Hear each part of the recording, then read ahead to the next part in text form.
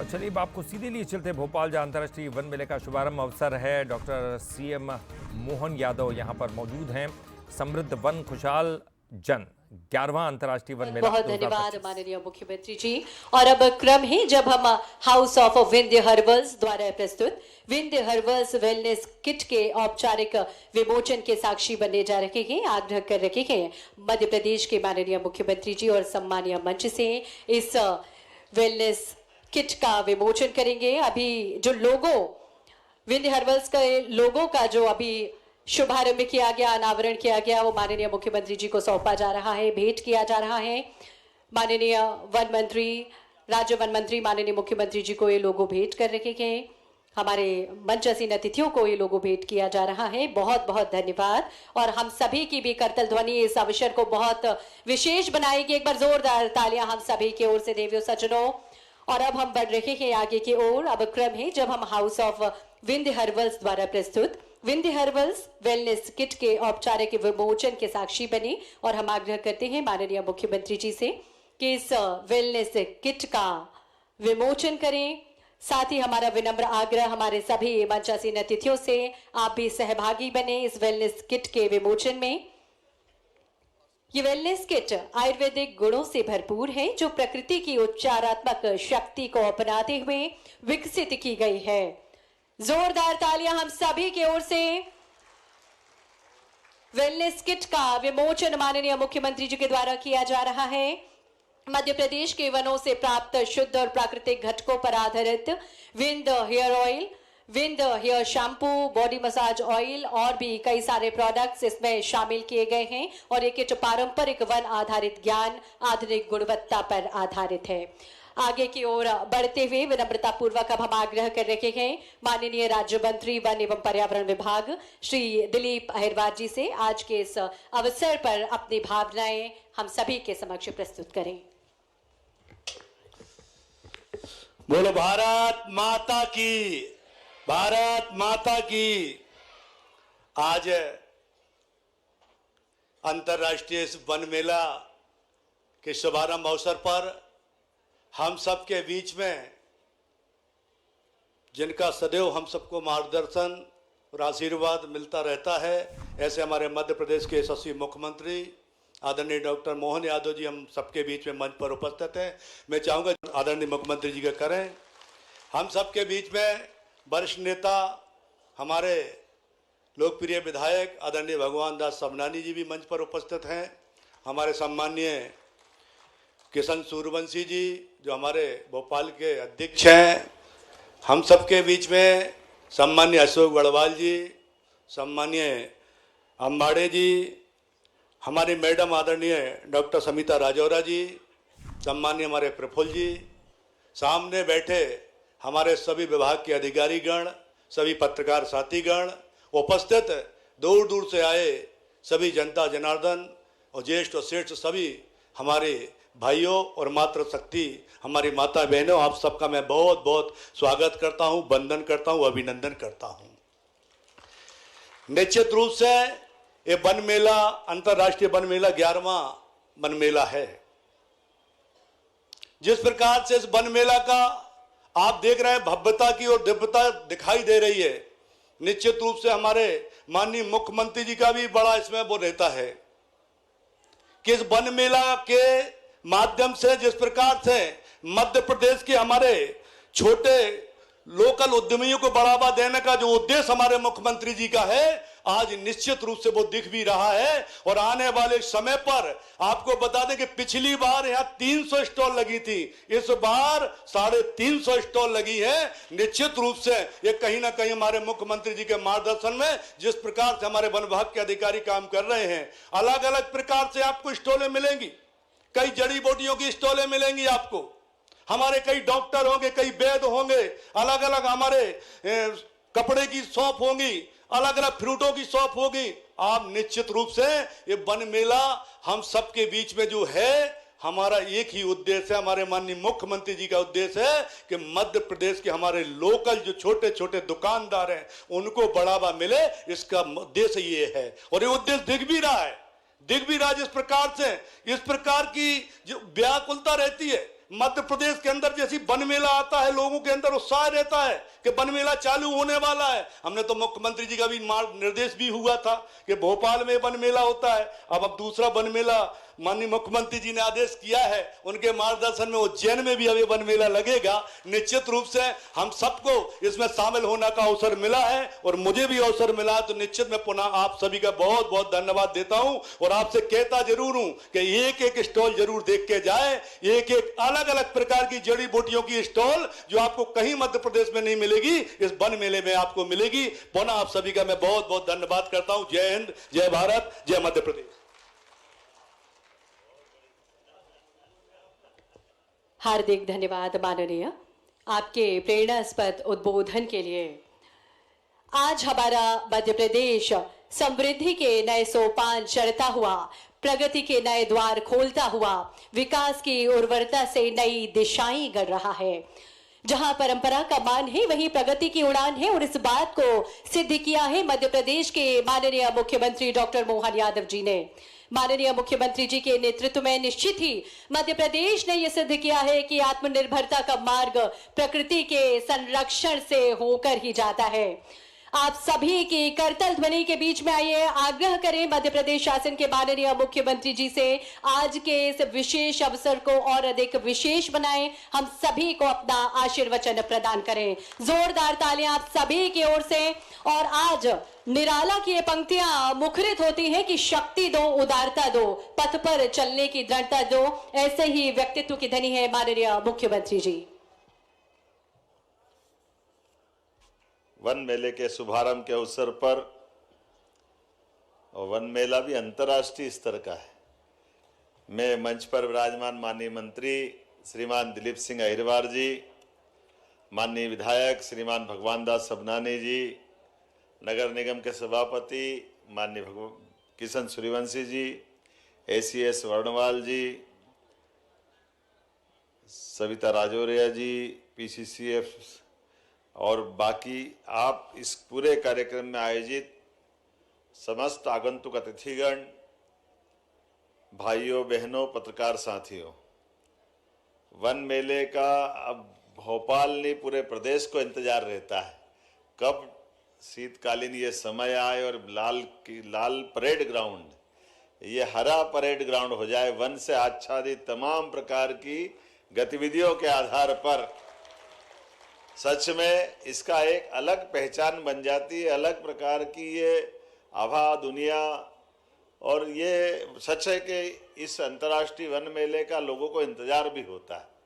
अलग अलग प्रकार की सारी वस्तुएं मैं देख रहा हूं कि जितने प्रकार से आपने संयोजन का प्रयास किया है, सच में औषधि पौधे, जड़ी बूटियां, आयुर्वेदिक उत्पाद के 350 से ज्यादा स्टॉल, ये आपकी अद्भुत एक लीला है, एक तरह से मैं मान के चलता हूं। और ये भी बात सही कि मेडिकल साइंस की प्रगति तो प्रशंसनीय है, लेकिन जड़ी बूटी का तोड़ नहीं हो सकता, ये भी पक्की बात है, ये पक्का। और हमारे ऋषि मुनियों ने भी विरासत से वो जो हमको वर्तमान का संसार दिया है, क्या क्या सोचा होगा और कैसे कैसे सोचा होगा, उनकी कल्पनाशीलता भी अद्भुत है। हमारे लिए जाने अनजाने हमारे साथ ये प्रकृति की वरदान वाली वस्तुएं कैसे हमारे भोजन में शामिल हो गई। कहाँ हमारा भोजन, सब्जी में हल्दी, सब्जी में सभी प्रकार के मसाले, और उन मसालों के अंदर दीर्घजीवी होने की, रोगाणुओं से लड़ने की ताकत, ये हमारी उस अवस्था को, ये कोविड के समय तो बिल्कुल परवान चढ़ गया। हमारा काढ़ा जब आया तो अखाड़ा कम पड़ गया दुनिया के सामने। काढ़े ने क्या जबरदस्त कमाल किया है, कौन सी बीमारी, कैसी बीमारी, कोई पता नहीं चल रहा था, दुनिया में हाहाकार मचा। एलोपैथिक हमारे सभी मान्य चिकित्सक भी अपने प्रकार से वो बुखार की दवाई दे दो, कुछ कुछ टाइम कैसे निकाले उस कठिन दौर में, लेकिन हर एक कोई घबरा रहा था। लेकिन घबराने में अमृत के समान काढ़ा तो वो भी पी रहे थे और हम सबको भी पिला रहे थे। हर एक जगह आयुर्वेद ने जो अपना कमाल किया है, सच में हम भी वैसे मजाक में बोलते पेड़ क्या देते हैं, पेड़ क्या देते, ये तो कोई भी बोल देगा, क्या ऑक्सीजन देते हैं, लेकिन पेड़ लेते क्या है, वो हमारी कार्बन डाइऑक्साइड लेते हैं। अगर वो कार्बन डाइऑक्साइड नहीं लेंगे तो सच में हमारा जीवन अधूरा हो जाएगा। हमारा और उनका ये पर्याय है, हमारी श्वास प्रति श्वास, उनके बिना जीवन अधूरा है। और यही तो एक वेद वाक्य की दृष्टि से कहा जाता है, यत पिंडे तत ब्रह्मांडे, जैसा पिंड है ये ब्रह्मांड है। और ब्रह्मांड में हम एक दूसरे पे अवलंबित है, हम एक दूसरे पे निर्भर है, दोनों से अलग अलग हो ही नहीं सकते। हर एक वो जीव, हर एक वो पेड़ पौधा। और जगदीश चंद्र बसु ने, मैंने सही कहा पिछले, जब अपना पहली बार बताया कि पौधों में प्राण होते हैं, तो रॉयल सोसाइटी में जब इस बात का उनने रिसर्च करके सामने सिद्ध किया कि पौधों में प्राण होते हैं, लोगों ने तालियां बजाई, आनंद से उनको अपने कंधों पे उठा लिया, दुनिया के सामने बोले आपने चमत्कार कर दिया, गजब कर दिया। ये पौधों में प्राण होते, ये सिद्ध करने का ये प्रमाण आपके ज्ञान और ज्ञान के माध्यम से विज्ञान ने ये एक नया प्रकार का इतिहास लिखा है। अब वो उनने कहा कि भैया आपने इतना बड़ा काम किया, भारत वाले तो आपको सिर माथे पे बिठा करके पूरे देश और दुनिया में बताएंगे। उन्होंने कहा ये बात सही है कि मैंने आपके हिसाब से बड़ा काम कर दिया, लेकिन मेरे देश में मेरा कोई सम्मान नहीं होगा। तो लोगों ने, क्यों आपके लोग विज्ञानी को या ज्ञानी आदमी को पसंद नहीं करते क्या? तो नहीं, बोले करते तो बहुत है। तो बोले फिर, बोले अब ये आपको मालूम नहीं था कि पौधों में प्राण होते, हमारे तो गांव गांव में मालूम था कि पौधों में प्राण होता। उनके लिए कोई नई बात नहीं, उनके लिए नदी पहाड़ पर्वत सब दूर प्राण होते हैं। और ये हमारी प्राचीन वो पद्धतियां हैं कि सायंकाल हम पौधे की पत्ती नहीं तोड़ते हैं, ये हम पौधों को बचाने से, पौधों के साथ हम अपना जीवन यापन कर सकते हैं। हमारे लिए तो जीवन के ऐसे कई रहस्य हैं। परमात्मा की दया से जब कभी निराशा का क्षण आते हैं तो हमारे तो वनगमन की परंपरा है, इसलिए 4 आश्रम में से वानप्रस्थ आश्रम ये सबसे अच्छा आश्रम माना जाता है। जब आप अपने सांसारिक जीवन से परिपूर्णता के बाद अपने जीवन का और अच्छा समय गुजारना हो, अपने संसारिक उत्तरदायित्व में बेटे बेटी की शादियां हो जाए, जीवन के आपके बेहो जो यौवन अवस्था के लिए, उसके बाद के दौर में आपका जीवन सच्चे अर्थों में समाज जीवन के लिए कैसे काम आ सकता है। तो 50 से 75 साल की अवस्था का जो वानप्रस्थ जीवन है, सच अर्थ में बाद का संन्यास काल तो एक तरह से हमारी वो अध्यात्म की दुनिया में चला जाता है। लेकिन चराचर के इस जगत में उससे जुड़ने के साथ हमने सबने देखा, ऋषि मुनियों ने अपने जीवन काल में, हमारे यहाँ तो ऋषि मुनि भी 2 अलग अलग विधाएं हैं, उनके आधार पे हमको जानने का मौका मिलेगा। वन जाने के लिए ऋषि अपने यौवन काल में कम खर्च में अपने जीवन के माध्यम से परिवार भी बसाना, लेकिन परिवार के रहते रहते ऋषि अपने ऋषि पुत्र, ऋषि पत्नी, ऋषि परिवार के साथ समाज में वनों के माध्यम से भी वन के अंदर अपने सब प्रकार से जीवन यापन करते हुए हमारे लिए न्यूनतम आवश्यकता के साथ संसार के साथ जीवन जीते जीते हजारों साल से ये ऋषि परंपरा इतनी उत्कृष्ट रही है कि हमारे देश की पहचान ऋषि मुनियों से रही है। इसीलिए जीवन के सारे उलझे सुलझे प्रश्नों के उत्तर हमारे ऋषि मुनियों ने निकाले। मैं आज के इस अवसर पर इतना भी बताना चाहता हूं कि वन की भी कोई सीमा नहीं होती थी। राज्य शासन काल के पुराने राजा महाराजे की पद्धति में ना हमारे ऋषि मुनियों को किसी सीमा में बांध सकते थे, वो सारी दूर निर्बाध रूप से आने जाने के लिए स्वतंत्र होते थे। हजारों साल की वो परंपरा, वो सच में ये गिलोय का काढ़ा और ये जिस प्रकार से बाकी जड़ी बूटी है, लेकिन आपने भी अर्जुन, आंवला, हर्रा, बहेड़ा को जिस प्रकार से आधुनिक संसाधन के साथ अभी विमोचन भी कराया। अब हम तो आमतौर पे महुआ नाम सुनते घबरा जाते हैं, लेकिन महुआ का भी लेप आप इतना बढ़िया बना रहो, ऐसा लगता है कि नया दौर का नया समय आया। जोरदार अभिनंदन करें हमारे ये नए नए प्रकार के उत्पादों के लिए। और ये वन्य जीवनों के आधार पर हमारा जो आयुर्वेद है वो तो कायाकल्प तक तरफ ले जाता है। ये बात सही है कि जैसे यहाँ यत पिंडे तत ब्रह्मांडे, हमारे शरीर के साथ, अपने शरीर के रहस्यों के साथ प्रकृति ने कितना अद्भुत संयोजन दिया है। हमारी सारी दवाइयाँ कई बार एलोपैथिक की कमजोर पड़ जाती है, लेकिन आयुर्वेद बढ़ के हाथ पकड़ती है तो उम्र बढ़ जाती है। सारी चीजों का अलग से एक दौर निकल जाता है। वात, पित्त, कफ और तमाम प्रकार की कितने आयुर्वेद की बात भी ढूंढो तो ऐसा लगता है कि कदम कदम पर, लेकिन आयुर्वेद के माध्यम से अपने ये अदरक की, तुलसी की, सर्दी में आने वाली चाय भी कितना आनंद देती है। अब बताओ, अदरक की हमारी जो रसायन के साथ साथ उसकी जो औषधि है, पेट में अजवाइन और हींग का रामबाण इलाज तो कोई वैसे ही जान सकता है, हमको मालूम है।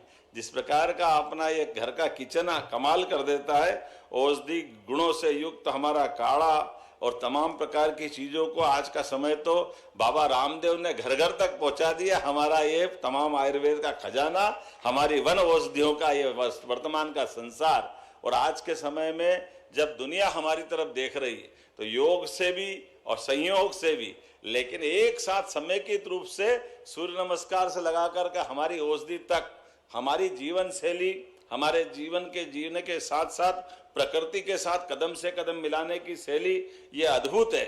ऐसे में मैं अपनी ओर से वेलनेस की दृष्टि से भी, हमारी सरकार के बनने के बाद मुझे इस बात का आनंद है कि पहले केवल 7 आयुर्वेदिक कॉलेज थे, एक साल में हमने 8 नए आयुर्वेदिक खोलने का, आयुर्वेदिक महाविद्यालय खोलने का शासकीय स्तर पे भी निर्णय किया।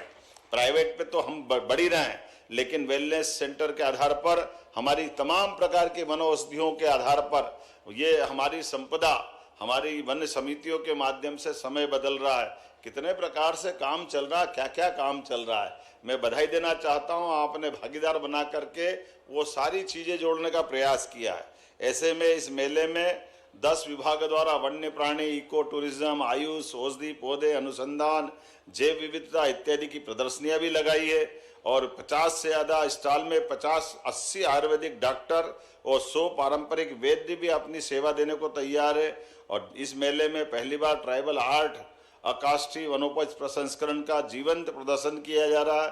दोना पत्तल निर्माण, सबई रस्सी बनाना, शहद के प्रसंस्करण, बुदनी के खिलौने, लाख और गोंड के आर्ट, ऐसी कई कलाओं के लिए कितने प्रकार से संयोजन किया गया।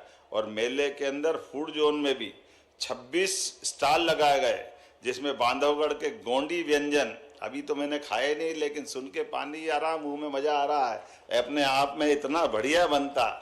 छिंदवाड़ा की वन रसोई और अलीराजपुर का पारंपरिक दाल पानिया, हमने दाल बाटी, दाल बाफले तो बहुत खाए हैं, लेकिन दाल पानिया भी कम नहीं पड़ते हैं। वो वाकई हमारा झाबुआ का इतना बढ़िया भोजन है, आनंद आ जाता है। ऐसे में कई सारी प्रकार की बहुत सारी चीजें जुटाने का प्रयास किया। हमारी सरकार भी प्राथमिक वनोपज सहकारी समितियों को, जिला वन यूनियनों को, अनुसूचित जाति, जनजाति, पिछड़ा वर्ग को आर्थिक रूप से सशक्त बना रही है।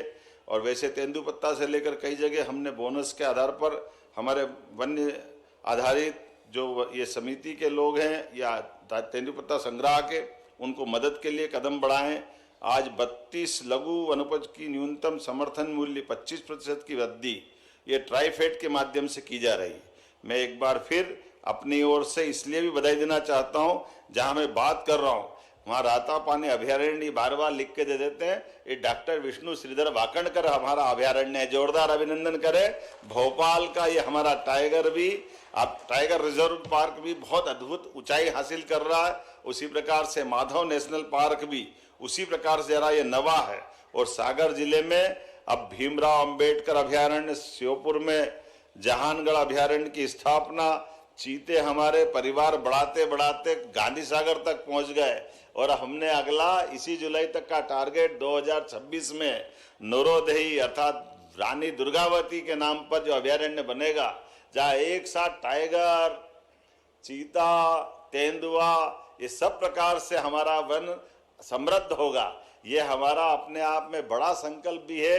आइए आपके साथ टाइगर स्टेट, चीता स्टेट, वल्चर स्टेट, घड़ियाल स्टेट, लेपर्ड स्टेट, और इसके अलावा भी अब तो गेंडे और जिराफ भी लाने की हम सोच रहे हैं। किंग कोबरा तो आ ही रहा है, कितने प्रकार से क्या क्या सोच रहे हैं। मैं अपनी ओर से एक बार फिर हमारे इस वन विभाग की विविध गतिविधियों के लिए अपनी शुभकामना देता हूं, बधाई देता हूं और उम्मीद करता हूं कि इसी प्रकार से हम अपने वन आच्छादित मेलों की विशेषताओं को लेकर समाज के सामने आएंगे।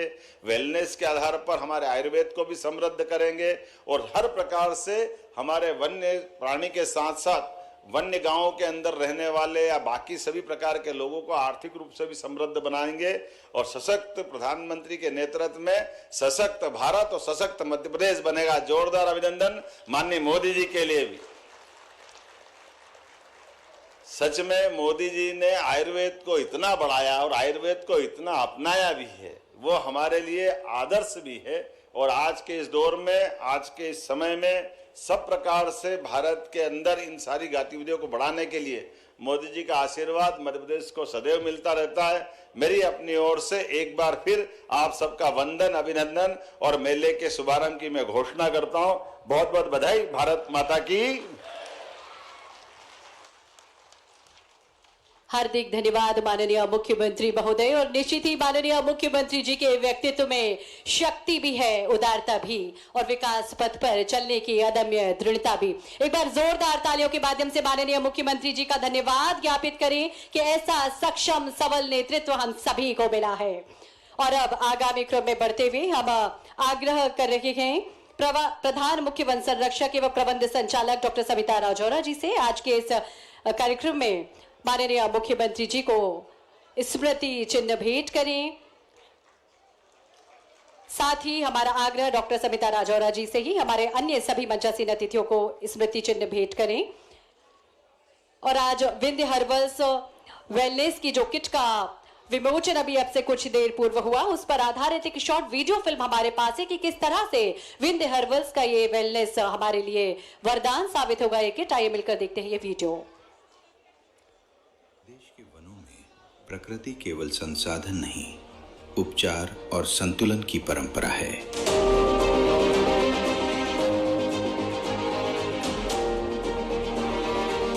इसी परंपरा से जन्म लेता है हाउस ऑफ विंध्य हर्बल्स, जहां आयुर्वेदिक गुण प्रकृति की उपचारात्मक शक्ति से जुड़ते हैं।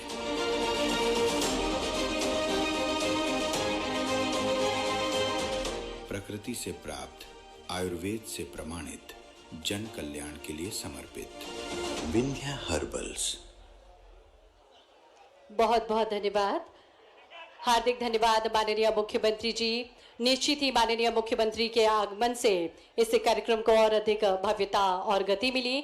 और इस कार्यक्रम में आगे बढ़ते हुए धन्यवाद के भाव व्यक्त करने के लिए बहुत ही सम्मानपूर्वक हम आमंत्रित कर रहे हैं श्री प्रफुल्ल फुलझेले जी को, कार्यकारी संचालक मध्य प्रदेश राज्य लघु वनोपज संघ से।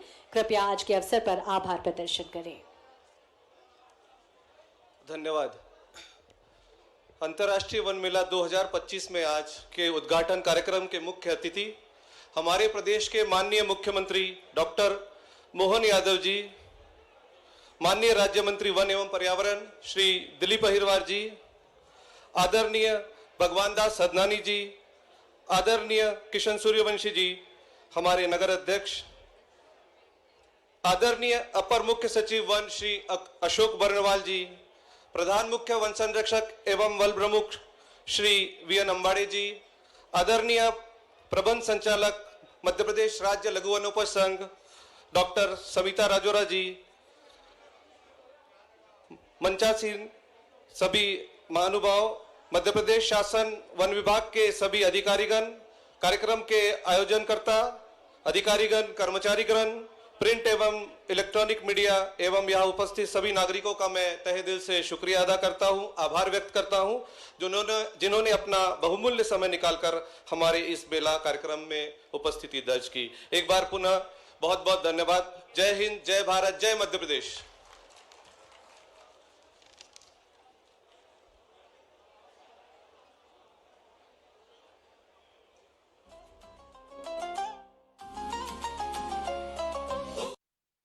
का मुख्यमंत्री डॉक्टर मोहन यादव ने शुभारंभ कर दिया है और इसमें लोग दाल, पानिया, गोंडी जैसी कई डिशेस का लुत्फ भी उठा सकेंगे। 24 राज्य के जड़ी बूटियों समेत अन्य करीब 350 स्टॉल यहां पर लगे हुए हैं। किड्स जोन भी यहां पर अलग से लगा हुआ है। वन मेले का शुभारंभ मुख्यमंत्री डॉक्टर मोहन यादव ने कर दिया है और इस बार की अगर हम बात करें तो मेला समृद्ध वन खुशहाल वन की थीम पर आधारित है और इसके साथ ही ये मेला 23 दिसंबर तक चलेगा।